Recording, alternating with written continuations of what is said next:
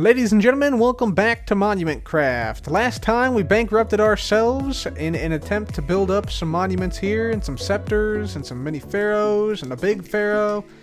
And today, probably going to be no different, honestly. We're probably going to bankrupt ourselves again, but that's okay. That's okay, because we've been doing a little bit of mining.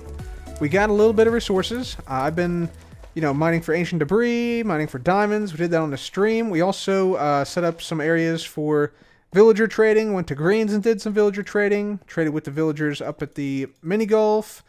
We traded with some villagers in a village, which I set up, of only clerics. And yeah, we got a few things. So we got some lapis lazuli blocks now, once more. So we got about 5 stacks, roughly, of lapis lazuli. And we got some lodestones, which we're actually going to place down right now. Going to see how these look around the monument. Hopefully pretty good. Let's see what we got. There we go. And then around the back. Hopefully I did the math correctly here and we don't run out. Yeah, there we go. Beautiful. And then we probably also, if I want to get over here, we covered up some lamps, or some sea lanterns, so probably could use some lighting around the bottom. Maybe not this close together. Maybe like spread it out just a little bit like this, maybe. Oh yeah. And then we'll put one like in the back here. And then on the back, same sort of that pattern like so. Yeah, that's nice. All right, I like it. I like it a lot. Fantastic. Okay, so that base of the monument is now done. And now I think what we'll do is we'll continue to build up the scepters. So we already have the redstone scepter, the diamond scepter, the lapis scepter, and now we need a gold scepter, iron scepter, and emerald scepter. So let's get started on those things right now. Alright, ladies and gentlemen, the gold scepter is now completed. Here's what we got. So we went with the birch handle, we got the blackstone connector with fire, and of course the gold sort of cross up here. And we also put down some purple carpeting on the scepter handle, because I think purple's a pretty royal color, so it makes sense that a royal scepter for the pharaoh would have purple on it. So that's really nice. I dig the flames up there. That gives a nice air of importance to that scepter. So with that one done, let's move on to the iron one. Alright guys, second scepter is now done, the iron scepter. We have ourselves some dark oak wood, some stripped dark oak wood. Connector of stone, so we have some stone stairs and some stone slabs, which sort of inset the iron ball at the top, which I think looks really good. Projects a nice array of power. And then the final scepter, going to be the emerald scepter. I think we're going to try and do something different for this one, because we want to try and make all these unique. So like an emerald ball, for instance, would not be good, because we sort of have 2 balls here already. And so I'm thinking maybe we have like an actual like 3D emerald, that's like in like a scepter that then has like a hook on it. That could be kind of a cool thing. So let's try that for the emerald scepter. Can you see it, ladies and gentlemen? Peeking out. Looking fine. We got the final scepter done, baby. Look at that. Magnificent. Magnificent. So, emerald scepter. We got diamond prismarine. That would be nice. Dark prismarine, rather. Making up the handle, we got some polished granite for the connector, and then we got this little like crescent half moon shape, which is holding a solid emerald gemstone within it. So that is the final scepter for this area. So we got all of them done now, looking mighty fine, and now it's looking cool when you come in here. So like when you come in now, the scepters sort of add a sense of grandeur and scale to the whole build, which was sort of lacking before. So that's awesome. So yeah, these all looking nice. And now I think what we're going to do, I think we're going to fill this area in with carpet, just because having it partially filled looks a little strange with the glazed terracotta being so close. You can't really see the whole design pattern unless you're like a little bit up higher like this. So I think we'll go ahead and fill in this area with red wool, which we're going to need to go purchase some red wool from the shopping district. Red wool, I'm so in love with you, it's kind of inappropriate. But there is none here, apparently. Okay, Well, there's one in the item frame, but that's not for sale. I think he must have sold out. This must be red wool right here. So we go to another wool shop. On we go. Let's go to Aquatown. I think there is one somewhere over here. I want to say right here, where I hear the sheep. The sheep are buying. Okay, we got to be a little careful about mobs here, of course. There is red wool represented here. Does that mean? Oh, yeah. It's in stock, baby. It's in stock. All wool, 1 diamond per stack. Fantastic. There's an ender chest. Even more fantastic. Every shop got to have an ender chest. All right. That is 3. And let's actually... Oh, baby. Let's do it. Let's do it. 1, 2, 3, 4, 5, 6. Still 1 stack. Somebody overpaid here. Not sure what that's about, but okay. And then 3 here. And then, is that all they got for the wool? That's my own chest. Cool. Yeah, alright. 9 stacks of wool. Hopefully that covers it. Hopefully that covers it. And of course, gotta put this purchase in the ledger because this is a purchase for the pyramid. We now have 32 pages of ledger materials, so we'll do -9 diamonds. And we got red wool, which brings our total to... This is going to be 96, so 3,896 total diamonds now. So, pretty substantial investment, and we're still counting. We're still counting. So, with that now recorded, let's head on back over here. Zip down this line here. Over here, and let's get some red wool going, and we'll start to place down all this carpet here.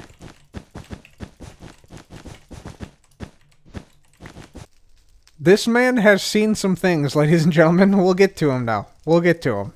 That is one of the first mini-me's that we've made here. And we also got the red carpet now placed. The red carpet, by the way, forms a nice grand entrance to the giant cub statue and also sets back these pharaoh statues nicely. It actually feels like this is physically wider now that we have the red wool down, which I really like. So that's great. If we skip on over here, we also got this little chain link thing right here across this, and we have some lecterns here that says Pharaoh Cub the First, the Great One, ruler of the Great Pyramid 2019 to 2021. He brought mini golf to us all. So there you go. There you go. So that is that. Apparently my legacy is mini golf here, or at least that's what we're going with via the lectern there, which I thought just made like a nice little like commemorative like thing. So that's cool. Now, speaking of this guy, this is the first of the mini cubs, the mini-me's that we're making around here. This one is supposed to be Warrior Cub. So you can see he has his iron helmet on. He's got the sword that's sticking into the ground here.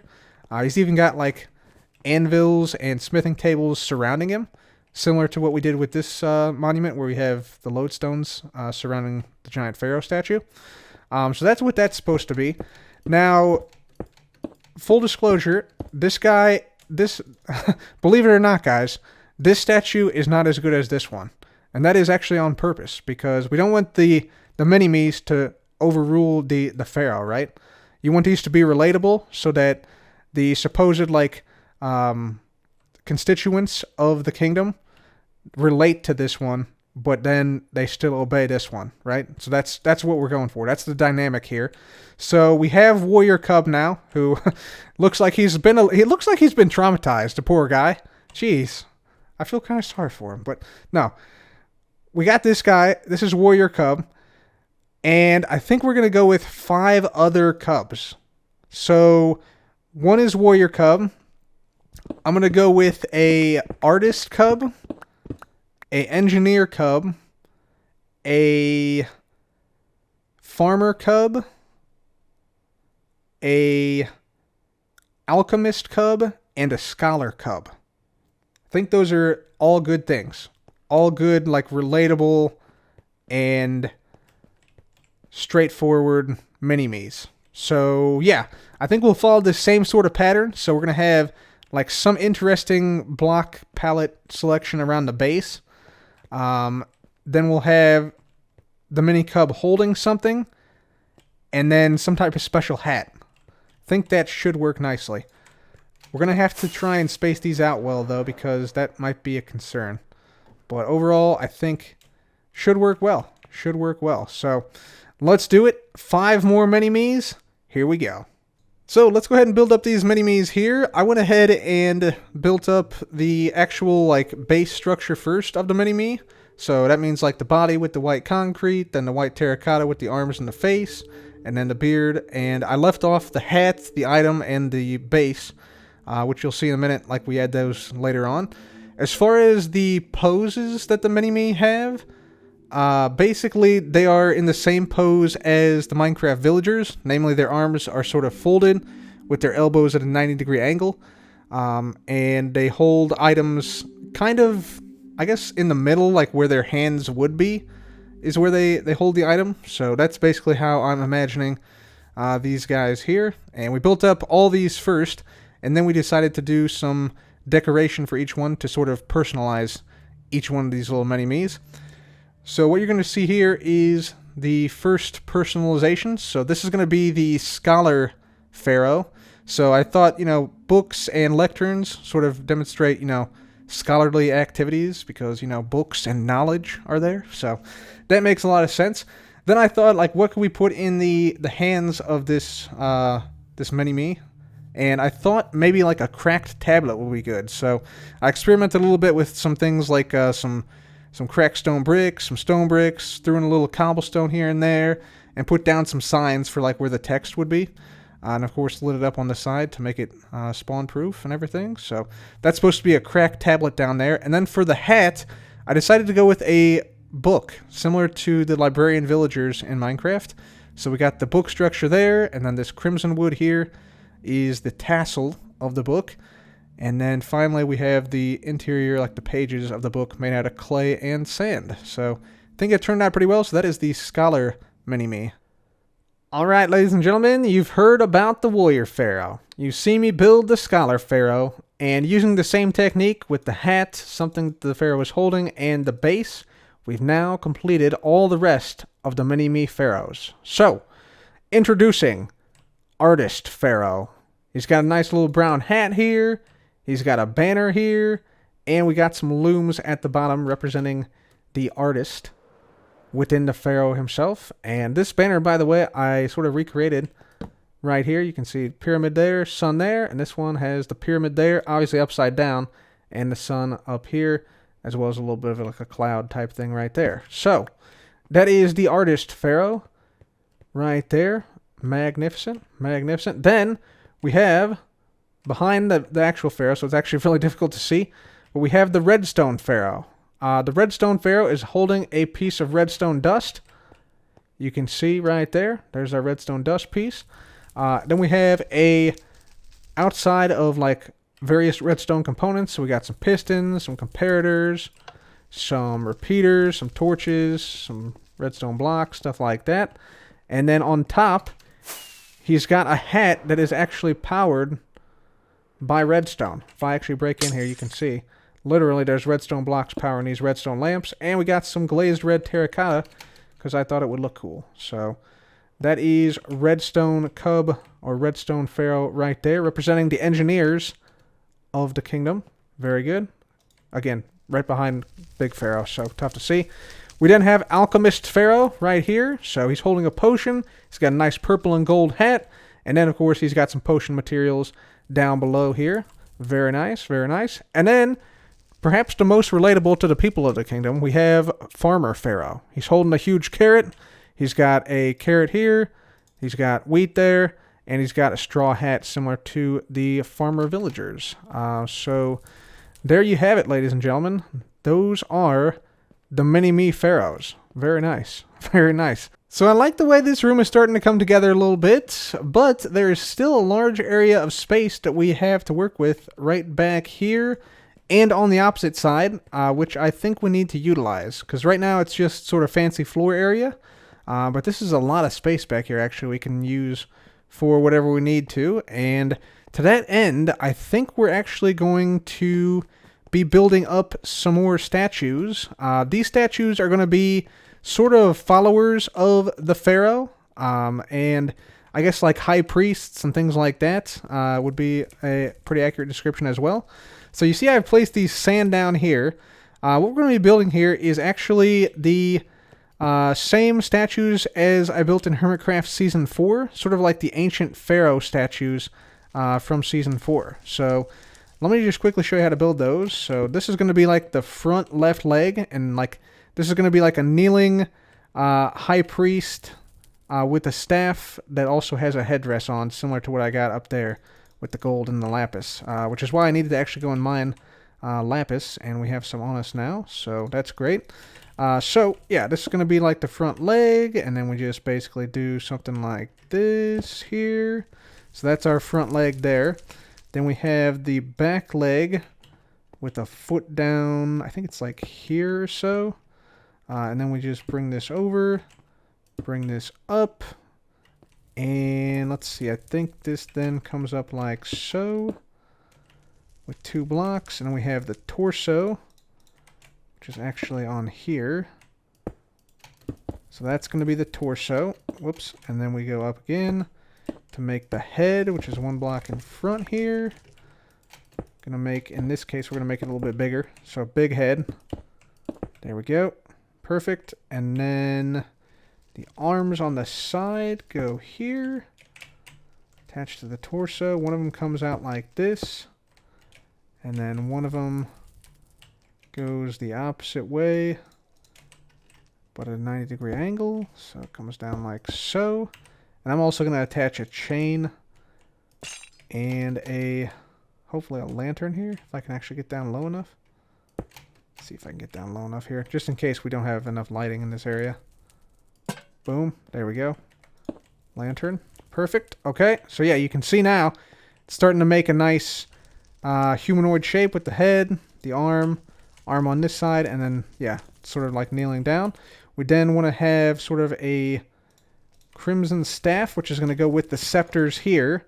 So this is like a mini version of the scepter, right? Bada bing. And then we're going to build it up as well, like this. Forward, we'll put a lamp on top. Then we need the headdress here, and we'll just alternate gold and lapis for this. So gold lapis, gold lapis, gold lapis, and then down here will be gold lapis, like that. Very good. Okay, so that should be the entire thing, and then we just need 2 eyes. Bada bing, bada boom. Perfect. Just like that. Just like that. And we don't need this one in the middle. There we go. Let's actually make sure that's spawn proof here. Let's see if we get up here. Light level 10. We're good. Okay, perfect. So, there we have it. That is our statue. And then we just make this same statue or a similar statue, but maybe with a different scepter here, behind each and every one of these big scepters, right? So you got sort of like the big pharaoh, the resource pharaohs, and then the followers of, and sort of like the constituents of each mini pharaoh, who are ultimately controlled by the big pharaoh. So that's sort of the idea here with this. So kind of a cool little thing here. Maybe we put down like some stairs in the back here like this or something like that too, to make it look cool. But yeah, then basically we just do this exact same thing on this one. So like this one over here, you get the idea. And we'll just sort of like build like an army of these, like all the way across, and then like 2 or 3 rows deep. I think it should look really cool. So let's get to building these things. I'm going to need a little bit more sandstone, which I think I got in some shulker boxes right over there. So let's do this. All right, ladies and gentlemen, so take a look. We got these high priests now, all kneeling before the pharaoh, and we have each sort of segment of high priests behind the scepter having themselves the same color and the same type of scepter. So we got, you know, warped wood and warped wood, spruce wood and spruce wood, crimson wood and crimson wood, and that continues all the way back for the other rows as well. So that's kind of a cool little detail there. And everything is all lit up and spawn proof, I believe. You know, we got the lights up here, lights down here that they're like carrying with them. And then same thing on the opposite side. So if I boost on over here, you can see prismarine, prismarine. We got the dark oak and dark oak. And then here we have the birchwood and birchwood scepters. So pretty awesome. I like the way this is looking, and this gives even more of a sense of scale to the room. I also added one other thing besides these high priests and things on the side. I added 2 eyes of Horus up here. So this is another ancient Egyptian symbol. So yeah, you can see that right there. Looks pretty cool. I put some white concrete powder in the back to make it look more and more like an eye. So that's really cool. We also have some foliage up there now. We got some spruce wood there, and we got some weeping vines down the center just because I thought it looked awesome. And now this whole thing looks like a face. I'm just not realizing. We got 2 eyes and then the mouth. So yeah, it's kind of symbolic that way, I guess, somehow. I'm not really sure what that symbolizes, though. But yeah, that is that. So that's really cool. If I make my way up here, we can get another perspective on it, see how it looks. And hopefully it looks cool. Yeah, that's looking nice. This is looking good. We get up here on this foliage. And I wanted this just because there was nothing here. And so this makes it look nice. And yeah, also goes well with the green for whatever reason. Plus the Eye of Horus here. So yeah, this is what it's looking like from up here. We can also get some other perspectives if we like go around this way, for instance. Get a nice perspective here. you got these guys. These guys always look like they're just terrified for whatever reason, but I love it. So yeah, looking very nice. Looking very nice. I'm super happy with it, and I hope you guys are too. I also wanted to get up to the very top of this area and take a look out over the area. See how it's looking? Oh, yeah. Oh, yeah, baby. Let's go. Yeah, you can see very little, like, dead space now that we filled in these guys on the sides. So, fantastic, guys. So, with that, I think I'm going to have to call it an episode for today. If you enjoyed today's episode, please leave a like. Be sure to subscribe. And until next time, guys, thank you so much for watching. This has been Code. Goodbye.